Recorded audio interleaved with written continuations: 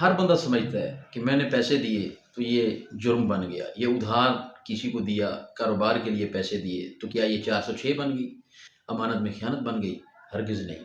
قانون کیا کہتا ہے؟ جب آپ کسی کو پیسے دیتے ہیں جو کہ کسی کاروبار کے لیے نفع نقصان کا رسک موجود ہو، سرمایہ کاری کے لیے دیے گئے ہوں، یا بطور قرض حسنہ یا ادھار دیے گئے ہوں، یہاں 406 لاگو نہیں ہوتا، یہاں تھانے کا کیس نہیں بنتا، بلکہ یہ دیوانی عدالت کا کیس ہے۔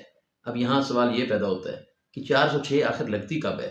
آخر کون سے پیسے ہیں جن پہ امانت میں خیانت کا معاملہ آتا ہے؟ تو یہاں قانون کو سمجھنا ضروری ہے، نہ کہ غلط ٹریک پر چلنا۔ امانت میں خیانت صرف وہاں ہوتی ہے جہاں آپ نے کوئی چیز، کوئی پیسہ، کوئی چیز کسی کو سیم ایز اٹ واپس لینے کے لیے رکھی ہے، صرف امانتاً رکھوائی ہے، اور وہ ٹرسٹ توڑا گیا ہے، خیانت کی گئی ہے، اور آپ کو وہ سیم ایز اٹ چیز واپس نہیں دی گئی، تو یہ 406 لاگو ہوتا ہے۔ باقی تمام معاملات جہاں ادھار ہو، قرض حسنہ ہو، کاروبار ہو، 406 فال نہیں کرتا۔ تو اس کی لانگ ویڈیو تفصیل کے ساتھ دیکھنے کے لیے میرے چینل پر وزٹ کریں، چینل کو سبسکرائب کریں، اور چینل کو سبسکرائب کے بعد ویڈیو کو لائک اور شیئر ضرور کیا کریں۔ تھینک یو، اللہ حافظ۔